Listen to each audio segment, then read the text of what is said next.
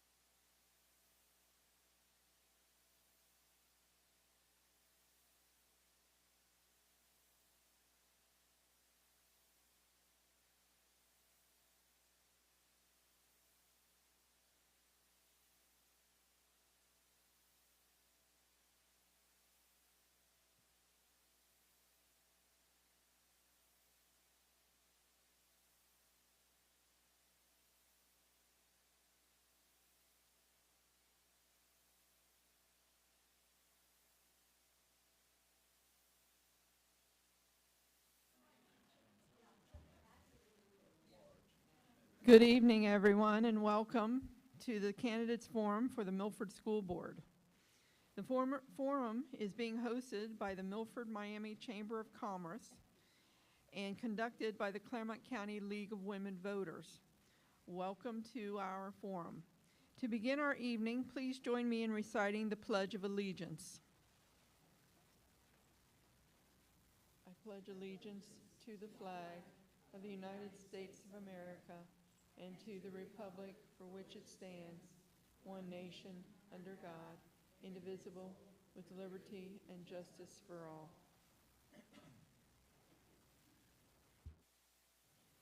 Thank you. To begin the evening, my name is Teresa Herron. I'm a member of the League of Women Voters, and I will be your moderator this evening.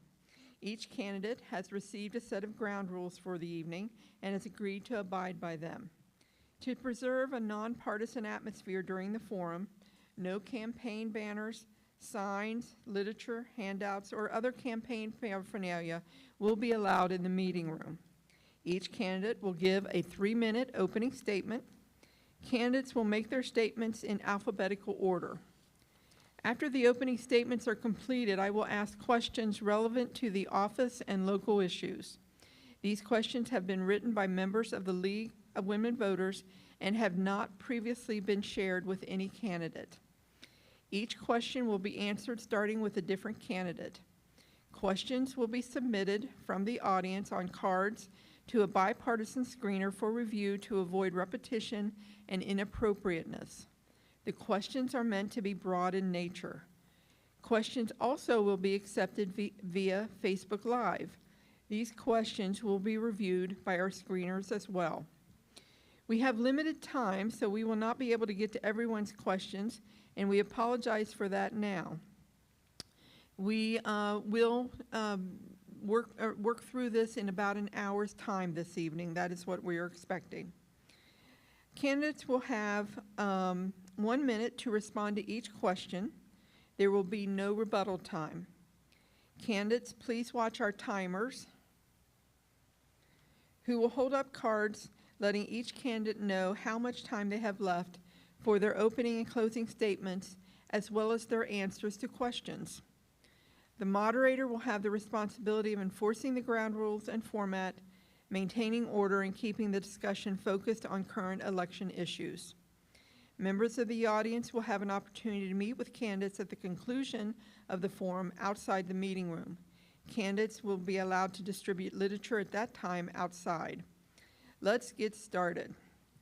Our first opening statement will be made by Emily Chestnut. We're doing this by alphabetical. Mrs.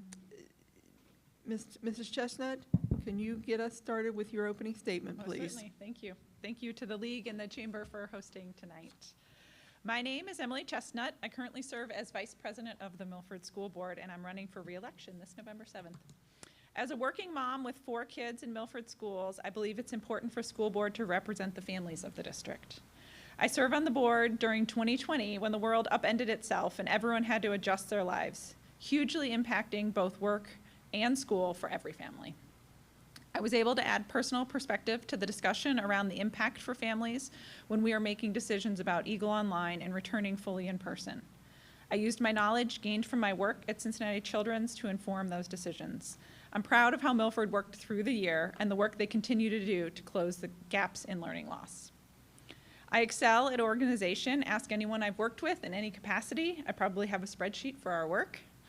During my day job, I'm a project manager at Cincinnati Children's Hospital with 20 years of experience, and that organization and commitment follows me to my extracurricular activities. When I suggest a change or take on a project, I work to ensure that it is completed in a timely fashion with excellence. One of the impacts I've had on school board was improvements to the review process for the superintendent and treasurer. I updated our feedback form and worked to set timelines to complete the reviews in alignment with their contracts. I'm engaged in the community. You can find me at the soccer field, scouting events, church, and Kroger. I enjoy connecting with community members and helping them learn about how schools function and bringing it to their family level. When you ask just about anyone why they chose to live in Milford, quality schools is the top reason. And even for families without students in the district, it's important that we maintain that quality. Thriving schools lead to a thriving community.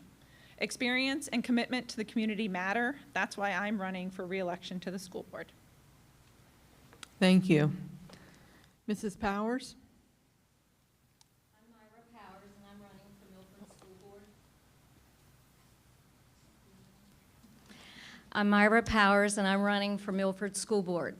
A former fourth grader from the 90s informed me today that Orpha Gatch was the first female to ever serve on the Milford School Board and also created the Claremont County League of Women Voters. So I'd like to thank the Chamber, the League, and Orpha Gatch for this opportunity. I retired last year after teaching in the district for over 40 years. I taught general, gifted, and special education in grades kindergarten through 9. I loved teaching and realized I could continue my commitment to Milford schools by serving on the board. I know my teaching experience, Appalachian work ethic, dedication to Milford schools, and love of the Milford and Miami Township communities will allow me to be successful. My parents moved here from Kentucky for job opportunity, away from coal mining and black lung disease. My dad worked at Ford for 43 years and was a Pentecostal pastor. I wanted to go to college and I had to go to work.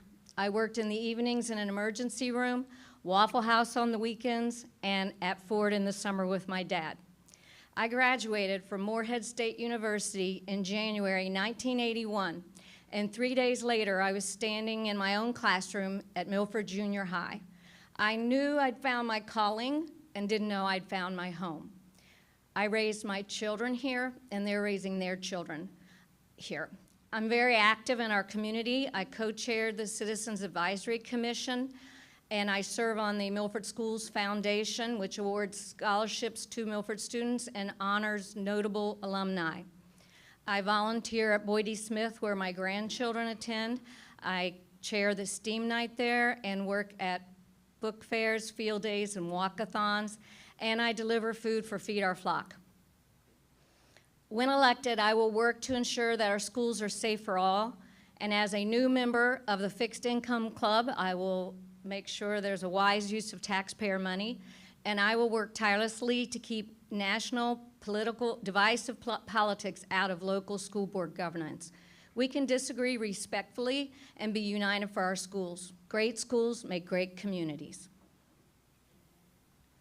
Thank you. All right, let's get started with the questions.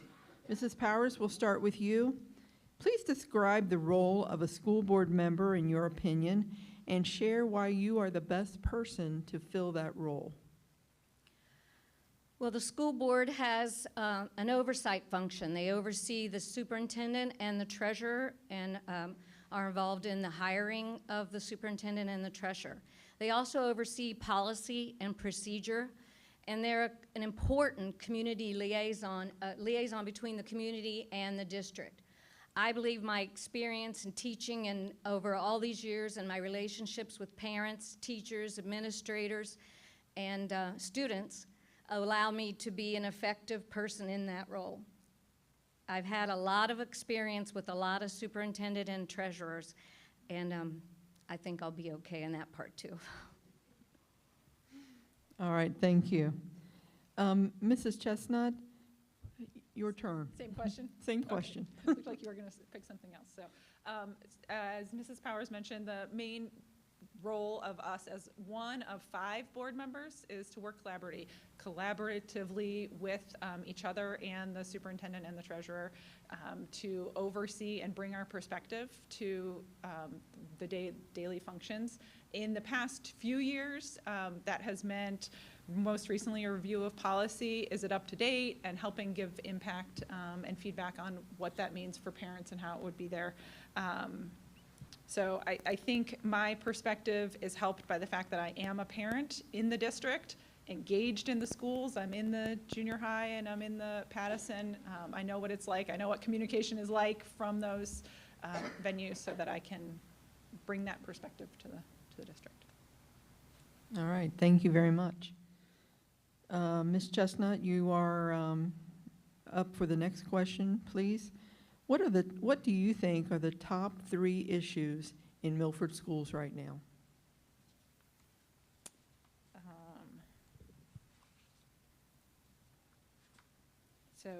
I think the number one issue in Milford and all of the schools in the local area is funding. Ohio relies heavily on local taxpayers for our funding. Therefore, we have to come back and say, hey, give us money again. We do not, once we pass a levy, we do not get any increases on that. So just like in a job, you might get an inflation increase, that's not true. So that puts us in the space of coming back to the voters every 3 to 5 years to do so, and we have something right now on the ballot for November. So please support our schools. We need the funding, and it's worth it, the programming that we give. I would say the second issue is staffing and teacher retention. Milford does a great job. We have great teachers. They stay. We don't have high turnover, and we are able to fill. But that comes because we have strong leadership from the superintendent, and teachers want to be here. And I can't say my third. I ran out. Mrs. Powers? Yes. I agree with Emily that the largest issue facing schools now is the unconstitutional funding of schools in Ohio.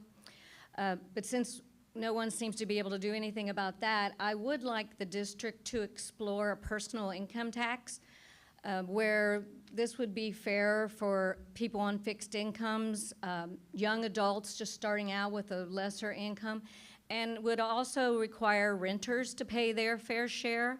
So I think it's something the district should explore. I also think school safety is critical, student well-being and security. And I also believe, as I said before in my opening statement, is that we've got to take politics out of local school board governance. Our bond issue was voted in by our own community. So, and I hope the tax levy also will be voted in by our community. Our last levy was supposed to last 5 years, and it lasted 10. Sorry. All right, thank you. Mrs. Powers, you're beginning with this question as well. I'm sorry if I'm too loud. Ohio is a local control state. What does local control mean to you? Well, local control means that local citizens, in a school setting, local citizens, local administration is in charge of the decisions, and they make those decisions by knowing what the community needs and wants. All right, thank you. Mrs. Chestnut? I would say the most important thing with local control for us is that we enable our superintendent and board to make decisions that impact our schools. So we get to set the priorities. When we are in a solid financial state, that's what happens. If we were to slip into fiscal warning or not pass levies, that's when the state starts coming in and taking over control. And that's where they start cutting things and we have no say. So I think it's really important that the community supports the schools with funding so that we can remain that local control and make our decisions ourselves. Thank you. All right, next question, Ms. Chestnut. How would you support the district's teachers?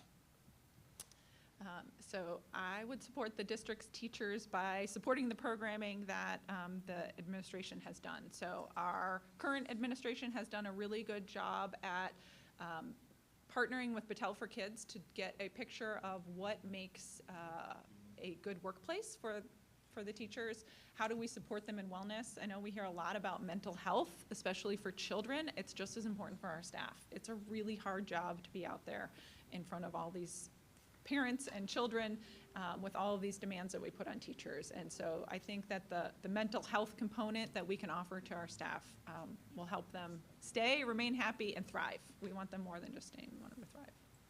Thank you. Mrs. Powers? What was the question exactly? Sorry. I have to go back a page. How would you support the district's teachers? Well, I have a lot of opinions about how to support the district's teachers. I do feel like the district does a nice job of supporting their teachers, giving them professional development opportunities, taking their input in things. I know this year the teachers did not have a complete work day before opening day, and Meet the Teacher Night was the night before. So the teachers filled out a survey and said, we need an actual work day where we can prepare our classrooms, and they're changing that for next year. I know the building principals and PTOs and PTAs are very supportive of the teachers.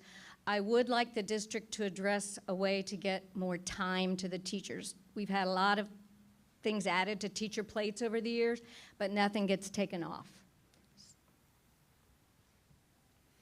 All right. Let's start with you again, please. How can the Milford School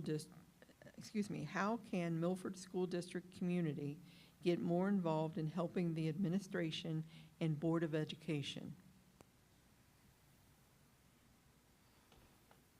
Well,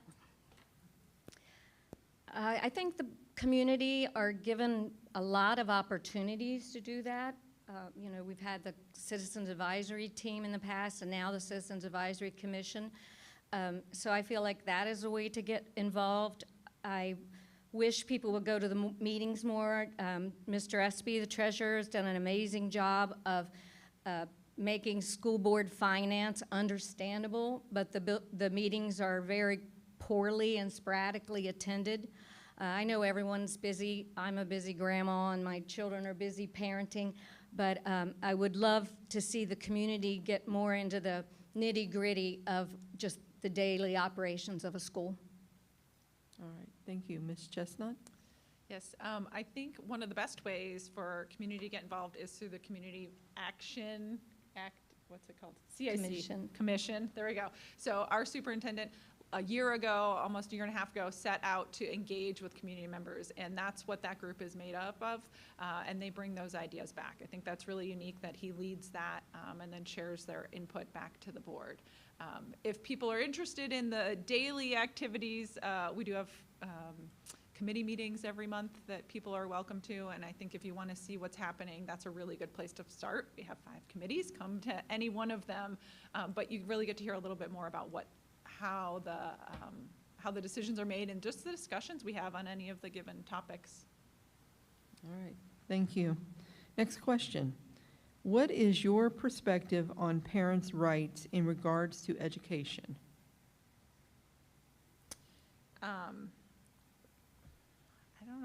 I don't know if I would put it as strongly as parents' rights, but I do think when parents are engaged in education with their teachers and their students, that it's a positive output for everybody. Milford does a very good job. Something that we've heard a lot of from people in the past is, what is my kid reading? Why do they have to read that? And our curriculum director, Mr. Daniels, is extremely engaged and involved with parents who want to give that choice to their students. So if you, at the high school level, there's opportunities for students to kind of choose what they read, and parents can get reading lists and help their students decide what fits their family best. But I think parent engagement and just talking to the teachers, I mean, it doesn't have to be every PTO meeting or every parent conference, but if you keep those lines of communication open, that really helps everybody. All right, thank you. Ms. Powers? I totally agree with Emily. I think parent engagement is key to the student success and to parents understanding what's going on in the schools. I know that there are books being read in the high school, and there are always options if a parent decides that they don't want their child to read a certain book. The district has gone out of their way to make sure parents have those choices. And I think the more parents are involved in the schools, the more they just understand what's going on. When I was on the Citizens Advisory Team a couple of years ago, many people said, I just had no idea what running a school district was like. And this has been a real eye-opener for me. And I just think that's, knowledge is power. All right, thank you. You are one voice, Ms. Powers, but the school board makes decisions. Can you speak to your ability to build consensus when your opinion is in the minority? Yes. The role of a school board member is to act in concert with the district and the community, and the school board oversees the superintendent and treasurer and policy. They do not manage day-to-day operations of the schools, but they see that the system is managed well by the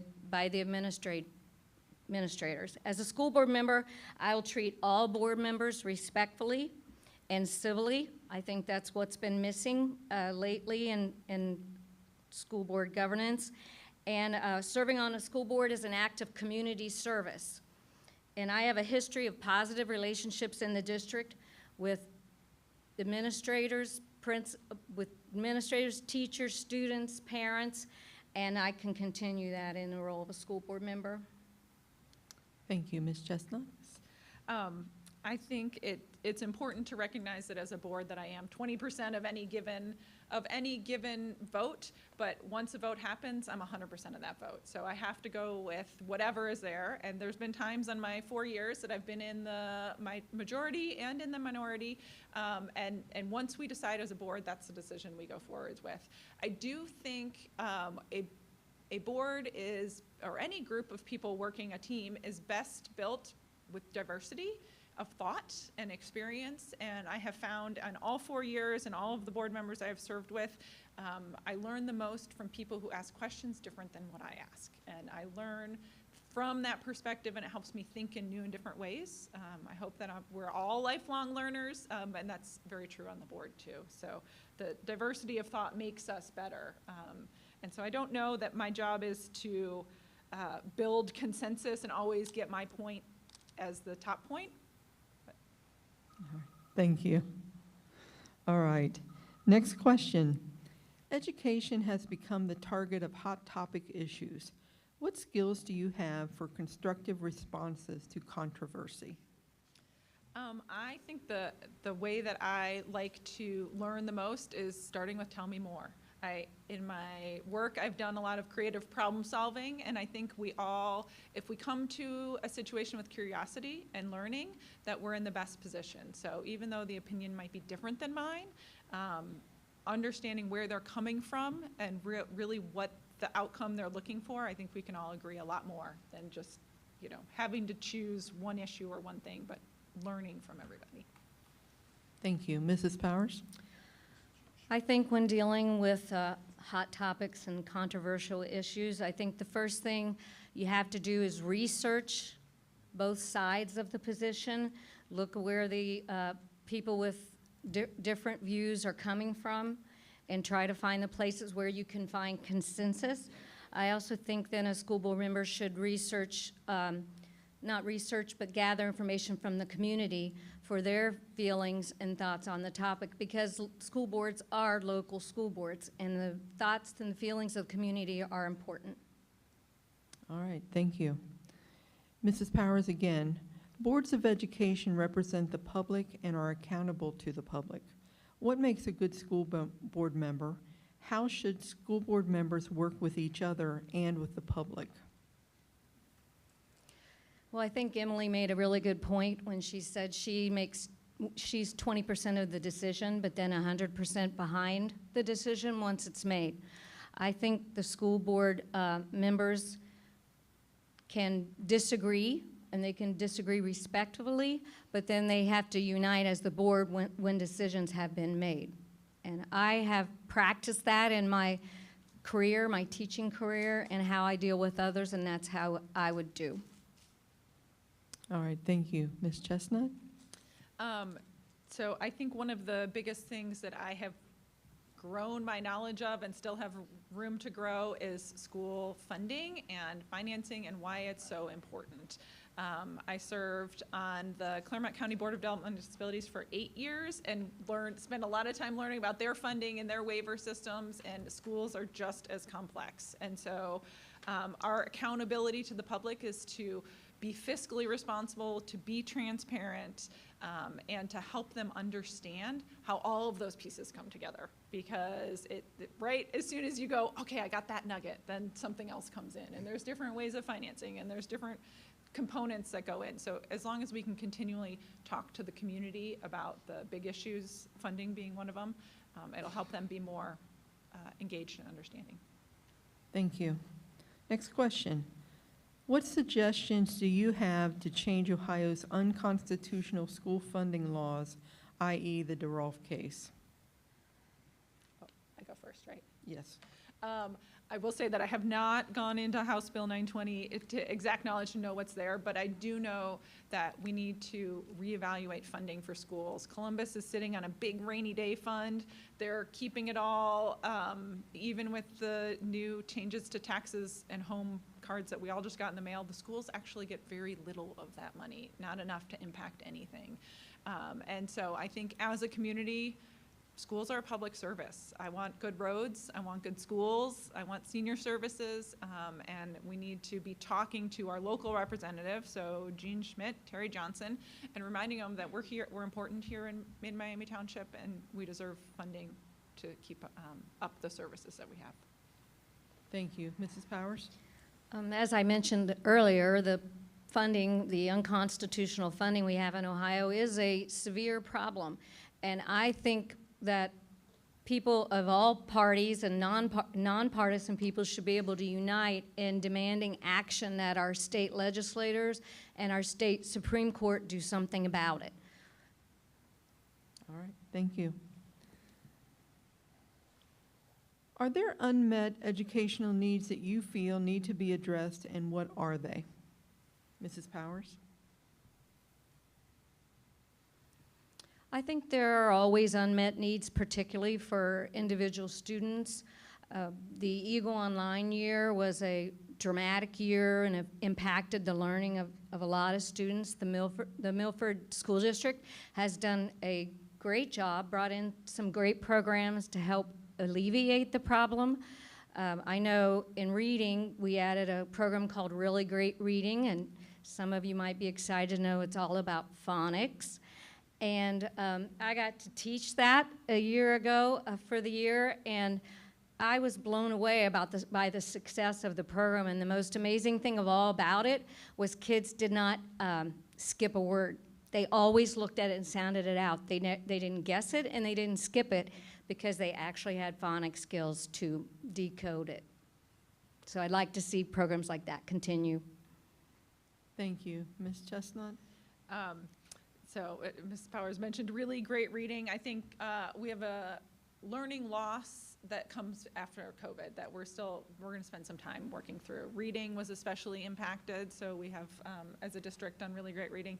The other thing our district has done is that we have MTSS coaches, and as a parent last year, I got the best individualized information about my children and their test scores that I've ever seen. I got not only like, here's your Ohio test scores, but here's the progress that your child has made, and here's areas that they can help. So those were, as a parent, at an individual student level, really impactful. And I know that Milford as a district has invested in our MTS coaches, and we will continue to go down to that level and help the teachers understand how they can help their students best. All right, thank you. How will you assure that our school district meets the unique, diverse needs of all students? Ms. Chestnut, you're up again. I think sort of related to the MTSS coaching and the individual scores and progress, we have looked as a district now more at progress that students are making as opposed to individual test scores. If you're only looking at which students do we need to get over the third grade reading guarantee, you're only focusing on a very small group of students to get them over the line. And I think every student deserves to get the attention they need and the unique skills they have. So through our tier 1, tier 2, tier 3 interventions at the younger schools, I think we'll be able to address that need. Thank you. Mrs. Powers? I agree that the tier 1, tier 2, tier 3 remediations have been very successful. Ensuring that meeting the needs of diverse students has not changed. That's one of the few things that hasn't changed over my 40 years of teaching. You always have a diverse group of students with different strengths and different weaknesses. I think the #1 way the district can address those needs is to allow administrators and teachers be the professionals that they are and let them meet the needs of their children. All right, thank you. Comment on programs for gifted and talented learners, and how do you believe students should be qualified to access these? Mrs. Powers? In full disclosure, I was a gifted teacher. I think gifted education is critical to student achievement. There's a lot of research that shows that gifted kids start the school year knowing more than 80% of what they will learn that year in class.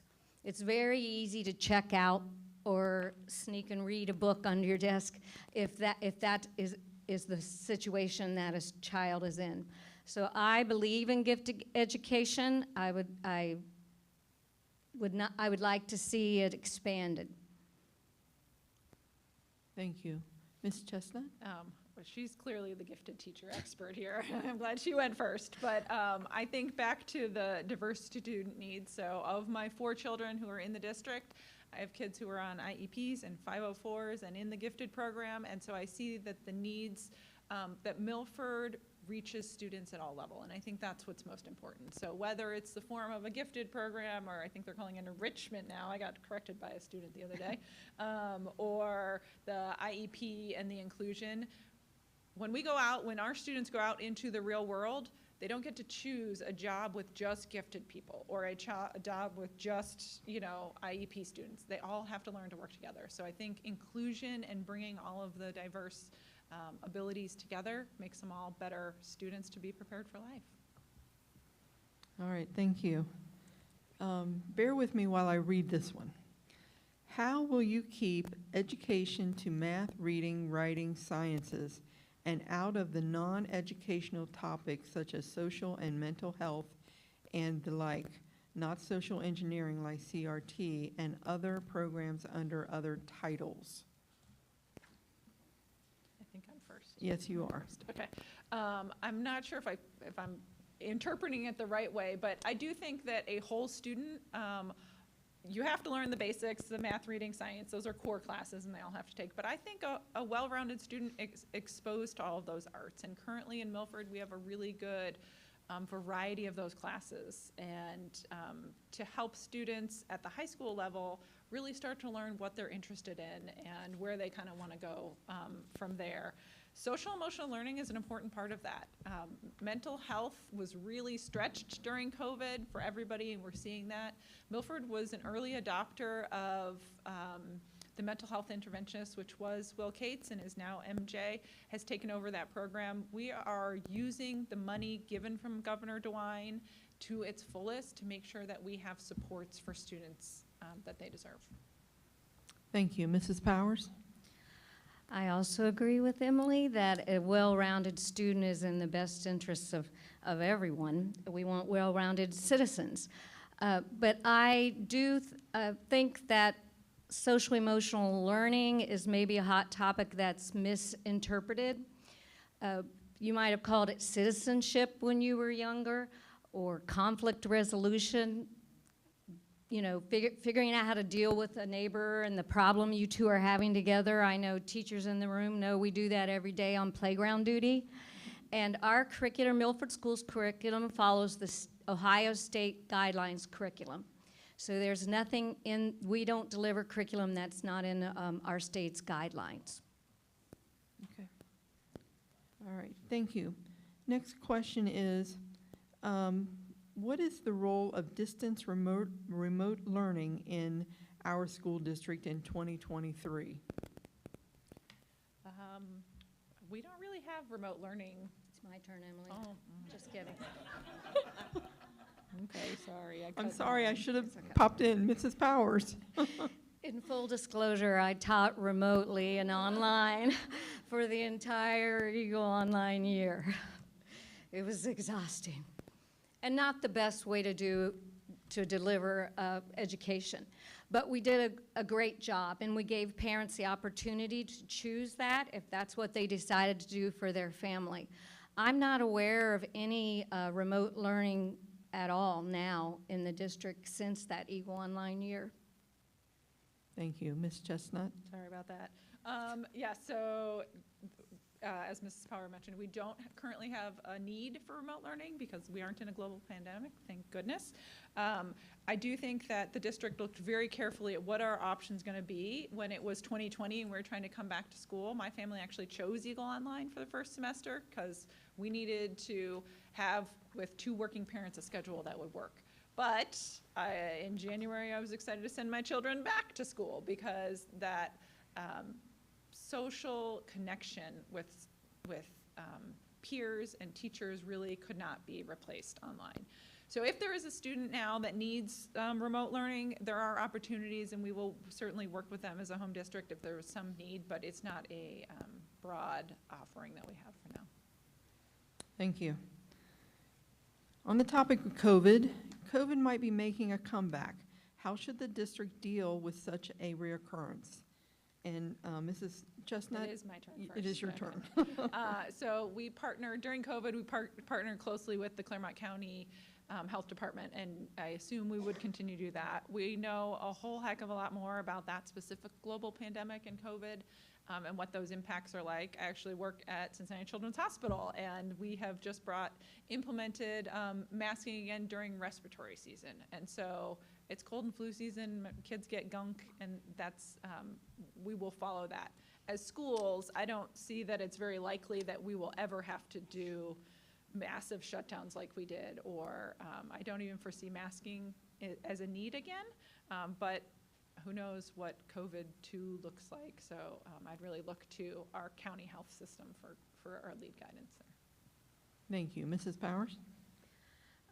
I would agree just wholeheartedly with Emily. We did follow what the Claremont County Board of Health recommended, and I was comfortable with that. I was glad that parents and teachers had options for home remote learning, and I took advantage of that during that year. I also don't foresee another pandemic, but COVID is back. Full disclosure, I just had a 9-day bout with it. But I think now it's just moved into the normal flu, respiratory virus, sicknesses that we deal with on a regular basis. Thank you. All right, Mrs. Powers again. What operation issues, if any, would you prioritize in the district?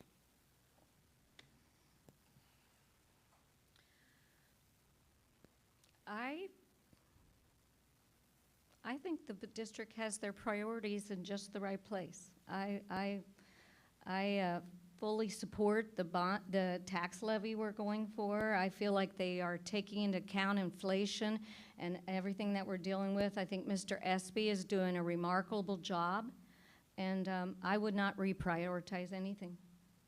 All right, thank you. Mrs. Chestnut? I think our biggest operational priority right now is building of the middle school and ensuring that that stays on track as best we can, but who knows what, random technical part is going to put us behind. I do think the district has been very good at keeping a close control on that. So we were only allowed to ask for a certain amount of money based on the number of students from the Ohio Facilities Commission, and so we have to work within their guidelines. We just last month were able to receive $2 million towards the project from them because their quotes to start were way low. We knew they were low, but you got to work with what they tell you to work with. And so that's our biggest building project in years since the last 2 elementary schools. Once this is done, we won't have another endeavor this massive for a while. So operational, keeping the buildings going. Thank you. What policy, Mrs. Chestnut again, what policies will you support or oppose to protect our schools from violence? So I think the most important safety thing we can do for our Milford schools, if we're talking about avoiding something like a Uvalde, is close relationships with our police departments. And we have very, very good relationships with both Miami Township and Milford City, who covers Pattison. We do a great job working with both Chief Mills and Chief Mills, if that's not confusing enough, but really keeping that resource close. We've partnered with them to get school officers, and we will continue to do so to keep those relationships good. But I think that's the number one thing that can keep our children physically safe. Thank you. Mrs. Powers? I agree that we're doing an excellent job in this area. I remember when we started practicing lockdown drills, and children, would be crying and scared, and that evolved over time. I guess it's sad to say, but at least that we're more prepared, is that children now are pretty matter-of-fact about it. They just go through the drills and practice, and the drills are changing as we learn more about things that could happen. So I appreciate the district's proactive approach, and I appreciate the support of Milford and Miami Township Police Department. Thank you. Mrs. Powers again. What specific actions or policies do you support or oppose regarding diversity, equity, and inclusion in education?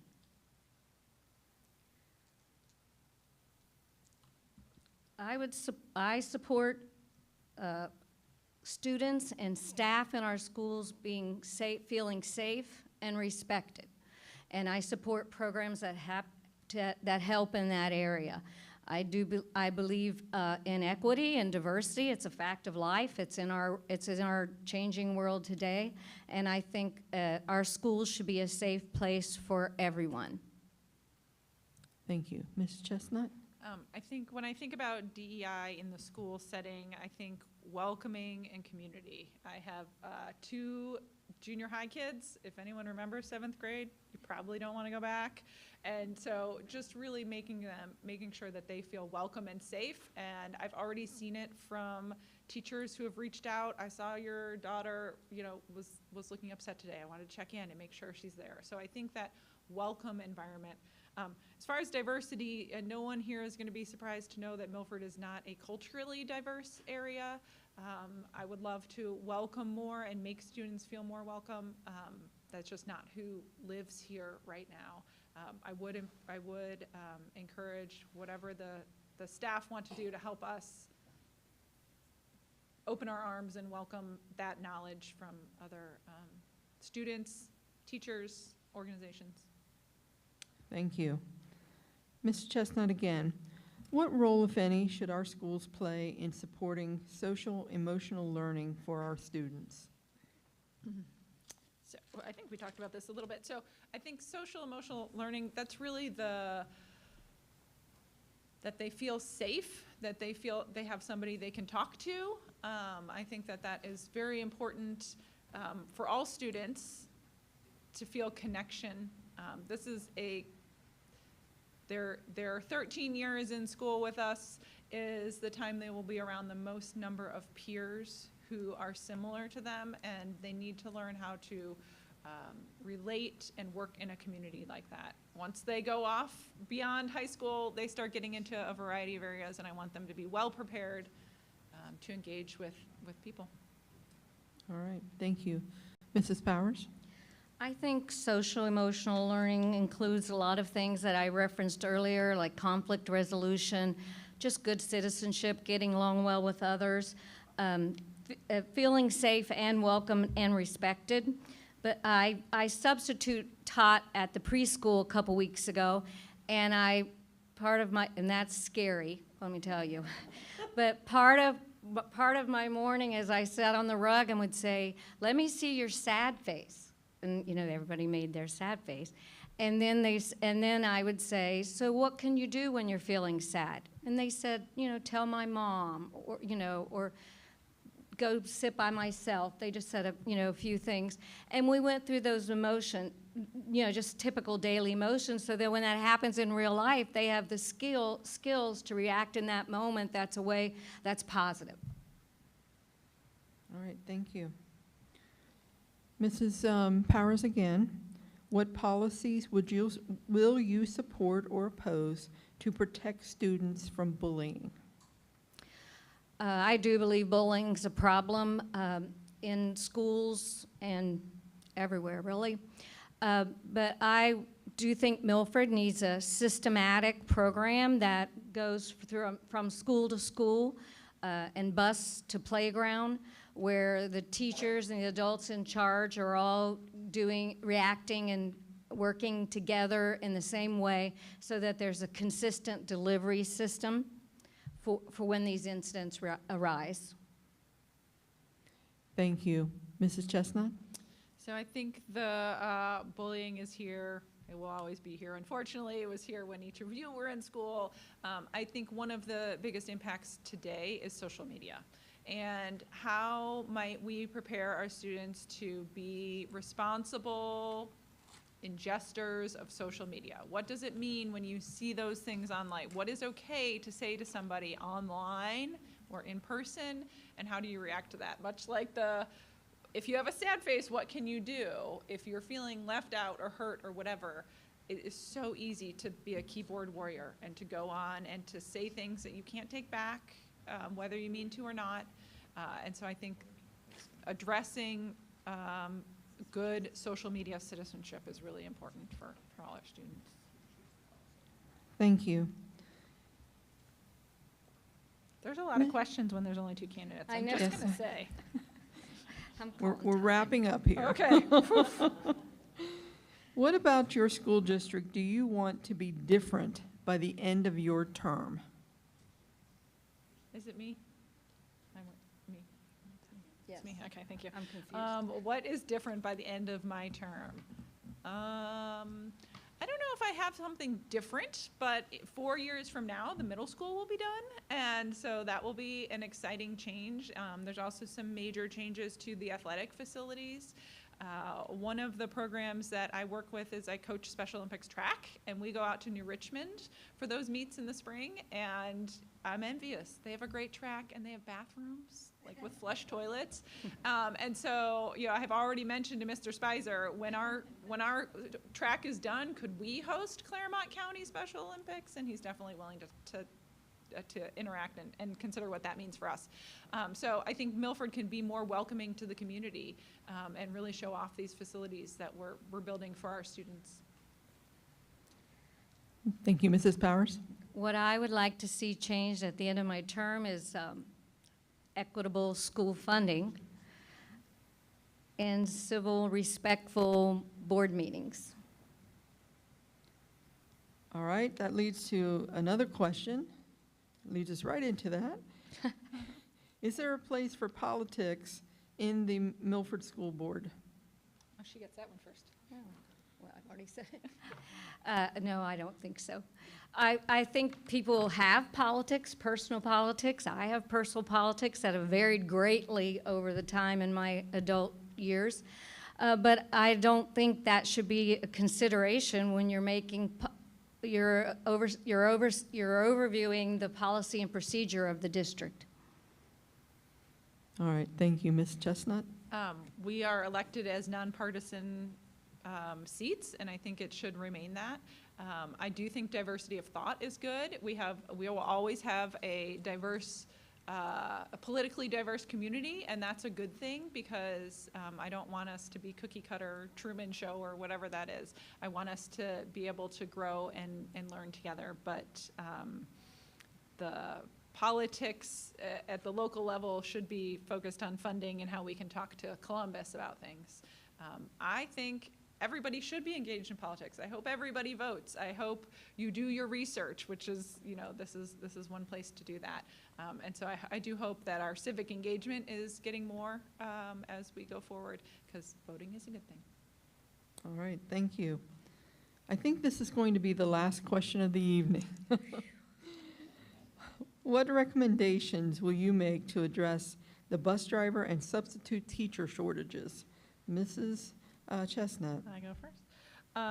So actually, Milford does a pretty good job at filling bus and sub spots, but it's a pay thing. I think with all, so I've been engaged with the Claremont County Developmental Disabilities. They have direct service providers, nursing homes, all of those entry-level positions are fighting for the same people, and it's a pay thing. So, I guess that would be the best thing is if we could pay them more. I don't want to get too far out of balance. We can't suck all the subs and bus drivers into our space. But in the past few years, we have raised our sub rate. I think that helps fill the position.